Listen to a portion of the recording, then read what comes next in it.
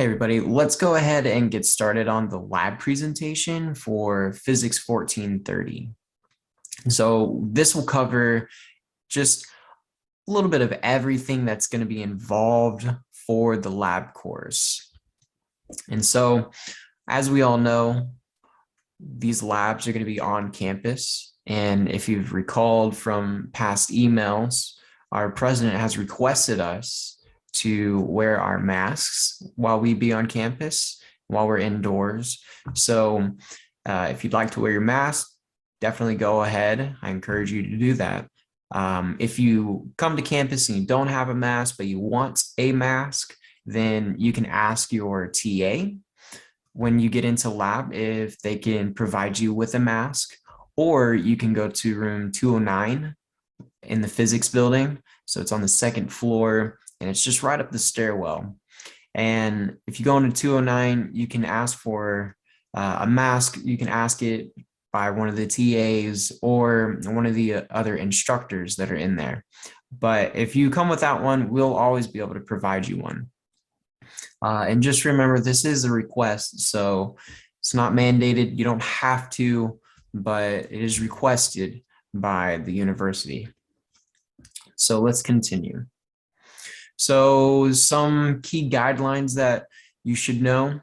You've enrolled into Physics 1430, and you'll be able to know your section by looking here at this 5XX number. So when you go into myunt.edu, you should be able to see your schedule. And if you have your schedule pulled up, the way that you know that you're fully registered for the class is that you can view your classes and you're able to see this course here, Physics 1430, section 501, all the way up to 511. So be sure that you are enrolled into the course. And if you're not enrolled, make sure that you register for the course so that you can be enrolled. Another way to ensure that you're in the course, you can just go to Canvas and log into the Canvas dashboard, and you'll be able to see the UNT Physics 1430, whatever section that you're enrolled in, 501 all the way up to 511. You'll be able to see this course available on Canvas, and you'll be able to access it, whether it has the homeworks or anything such as that. And so once again, if it's not showing, then you'll need to email me immediately. Email me, my email's right here. Email me so that I can go ahead, figure out what the predicament is so that I can get you enrolled into the course and get the ball moving for you. As we begin the course, make sure that you first read through the syllabus. The syllabus, it will be available on Canvas. It will generally be the first thing you will see on the home page, but make sure you do read through it because it is important. That does have a very detailed information about what's going on this semester. And make sure you have the manual for the book. So we're in Physics 1430.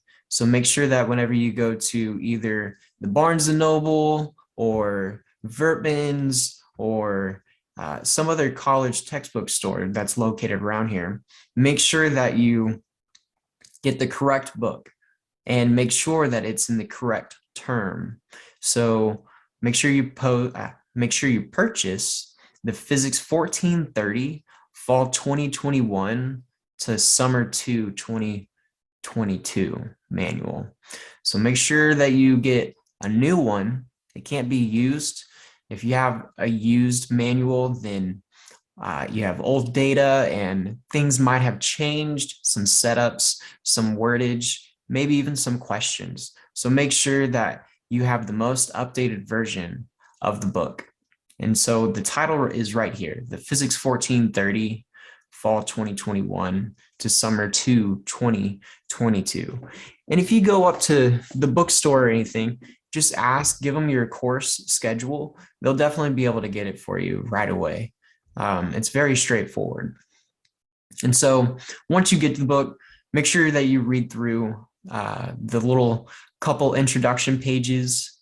A lot of it will be covered in the syllabus, and I'll cover it here as well, but it is good just to read a little bit more into your resources. We'll have a pre-lab quiz that can be accessed on Canvas that will be due each week before the start of class. The pre-lab quiz, it will go over the setup, a couple of maybe some calculation problems that's involving the theory, but mainly it will go over just what you will be talking about in that experiment. And it's 25 questions. It's a quiz on Canvas, like I was saying. You have 3 attempts to do this quiz.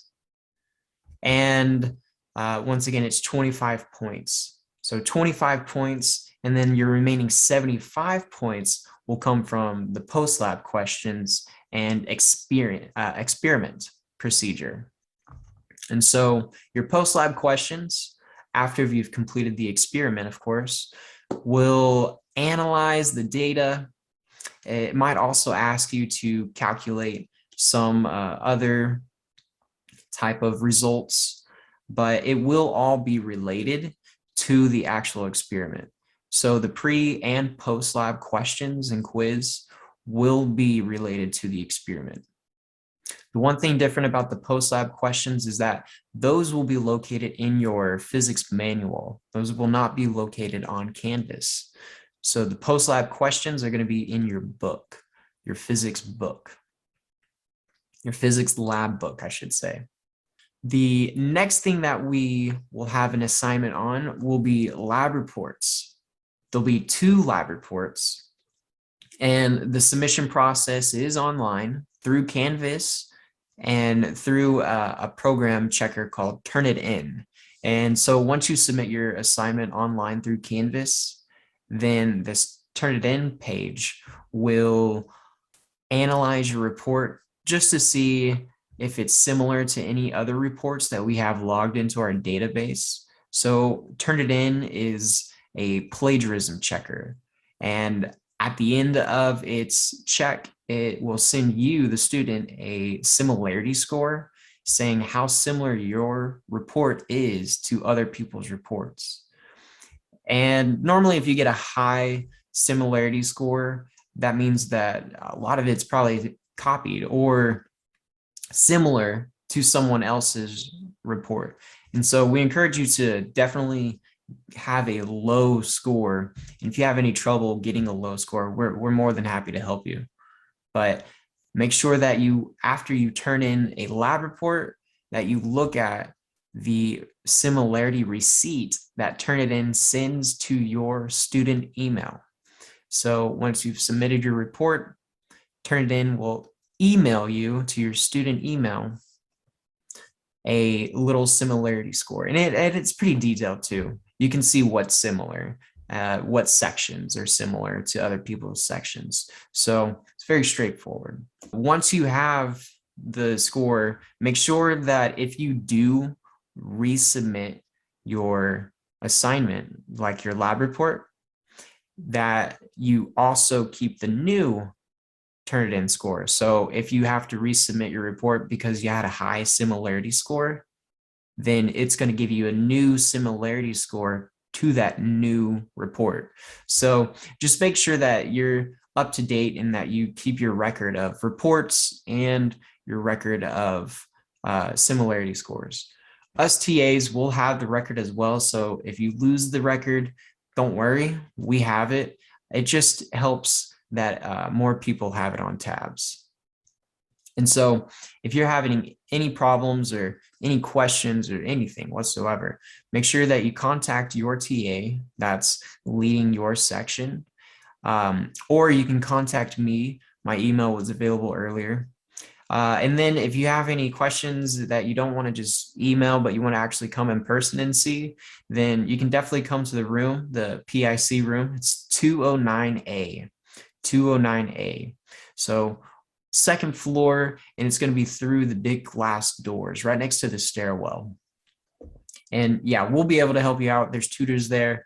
Other people are there. Other instructors are there. So if you have any questions, we can definitely help you out. And so what is going to be the main thing of this course? What's the purpose of this course? Well, it's just to give you hands-on experience on certain theories that we'll be studying this semester.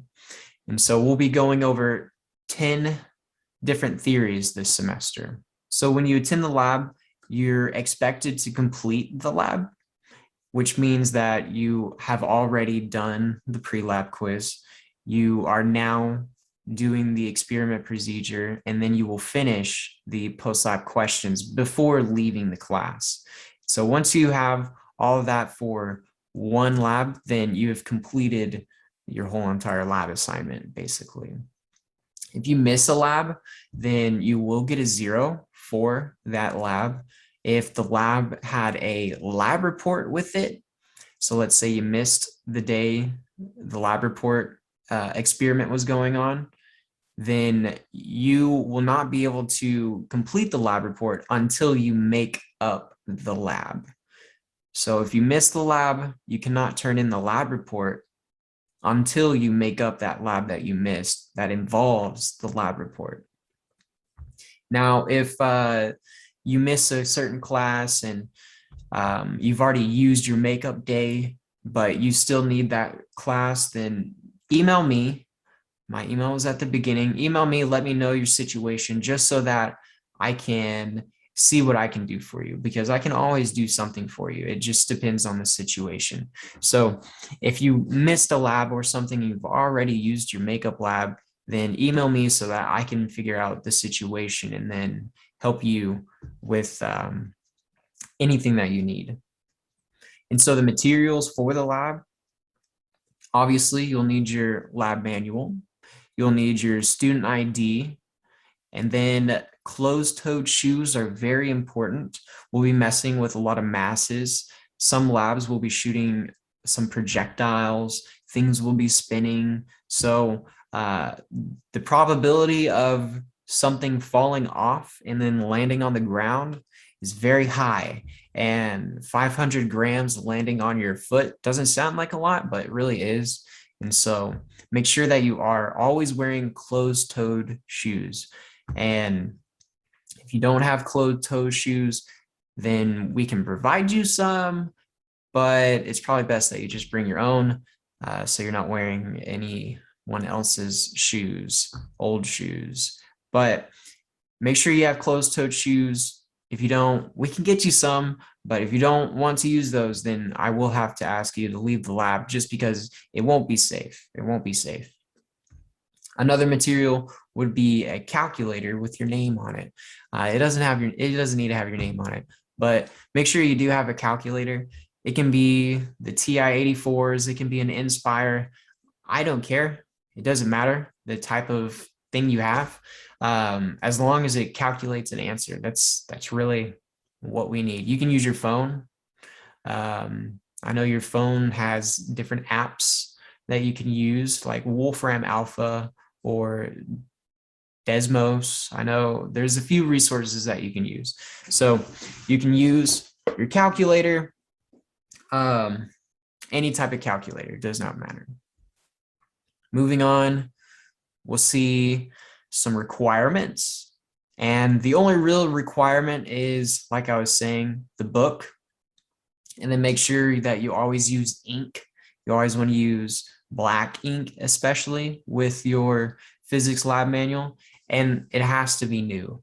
Make sure it's new. Remember, we don't want used books, just because old data, old questions, old procedures, we've updated a few things. So make sure that you have the new book. And remember, here's the title again. It's going to be the Fall 2021 to Summer 2 2022. And that's for Physics 1430, of course.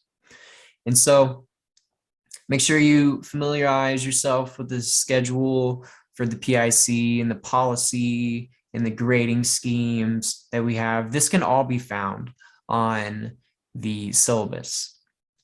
So the PIC policy, that can be found on the syllabus. The scheduling for your labs, that can be found on the syllabus. And then it can also be found on your Canvas page. It can also be found on, I believe, also your My UNT page when you view your classes. So make sure that you're attending the correct scheduled lab. So the lab that you registered for, make sure that you're attending that lab. And then the grading, that can all be found on the syllabus as well. Make sure that you have your own work. Don't copy your neighbor's work. Don't copy your friend's work from a different section. Don't copy your brother's work from a different semester, like a couple years ago or something like that. Make sure it's your own unique work. The pre-lab quizzes, they're going to be multiple choice. So there's really no unique answers that you can put for there. The post-lab questions, those should be relatively unique because it will be based off of your data that you've calculated and gathered in that experiment.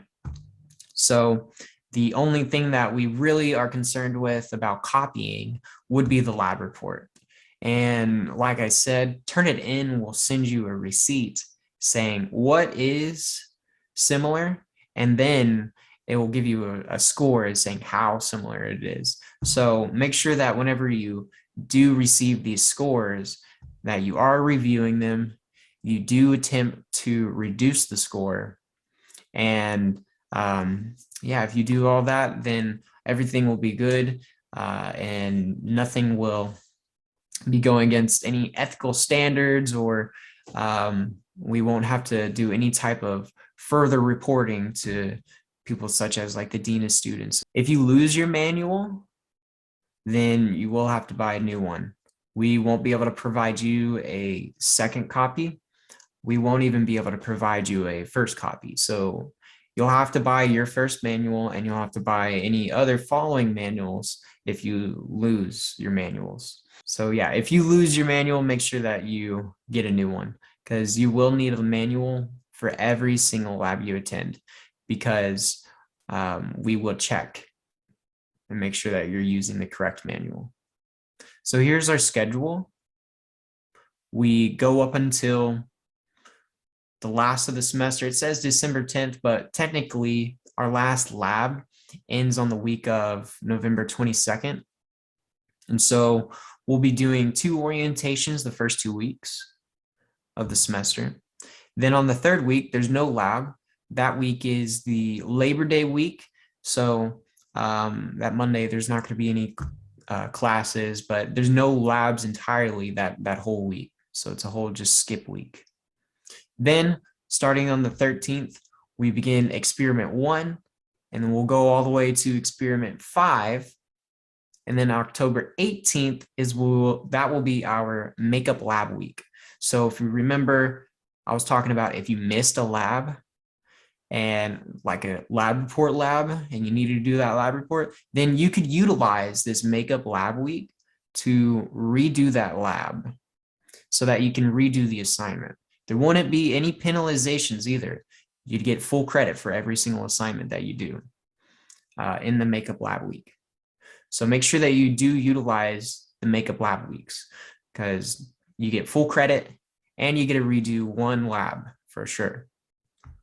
Then we'll move on to lab 6 all the way up to lab 10, and you'll see there's another makeup lab week. So there's 2 chances to where you can make up a lab again.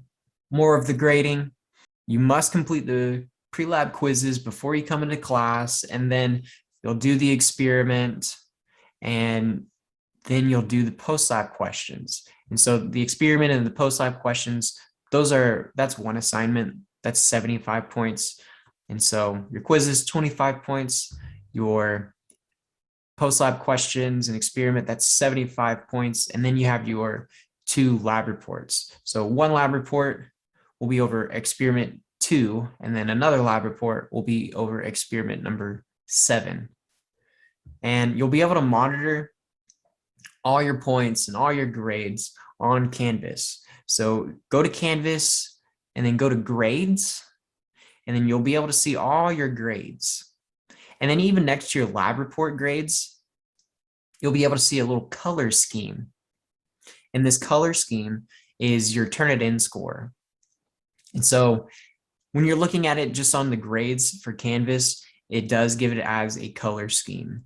If you click the color, it opens up to an actual like a numerical page where it gives you an actual score of how similar your report is. So right next to your lab report grade, or where it would be, there's a color scheme that you can click, and it gives you your entire report based off of what was processed through Turnitin.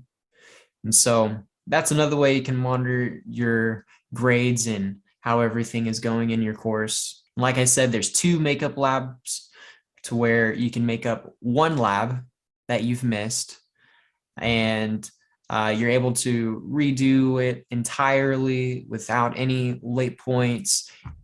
If you missed the lab report that was involved with that lab, you can redo that lab report, or actually you can do the lab report since you've missed it. The makeup lab week is good for anything. If you missed school because you were sick, if the school is closed, anything, any reason whatsoever. For some reason you were not present for the lab, you can use the makeup lab week to redo these labs. And then if you have any type of questions, or maybe you see error inside your grade that's reported on Canvas, then bring it up to your TA. Bring it up to your TA and ask them like, hey, why was this graded like this? Or were there comments related to the grade that you gave me? Anything, any questions that you have whatsoever related to your grade, bring it up to your TA. And then if you're still having trouble after that, you can always bring it up to me as well. But always, always, always first talk to your instructor of your course so that they can tell you firsthand what happened. And so how do you access the Canvas page? Well, you'll just go to Canvas and you can click on the dashboard, and you would be able to click this. In our case, it's blue here, but some people have green. I think my actual thing is orange.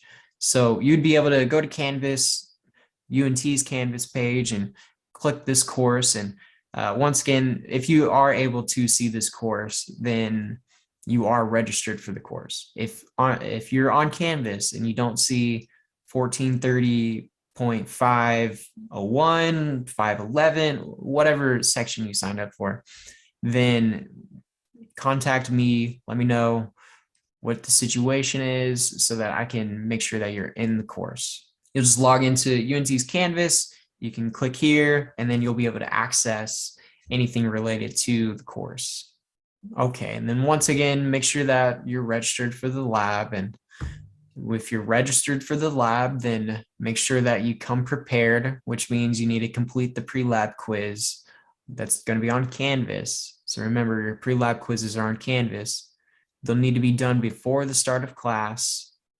And make sure that you arrive to the lab relatively early. 15 minutes early is really good, just so that you're settled in, because we're going to have assigned seating, and you want to get all your little area ready, and you want to maybe get familiar with the actual equipment that's in front of you.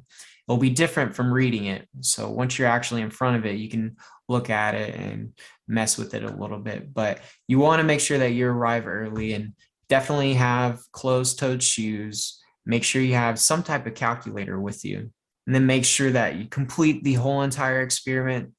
So the TA, they'll explain the experiment for you. They'll give you the theory, they'll explain the procedure, and then they may even help work the experiment, just depending on how complex it is.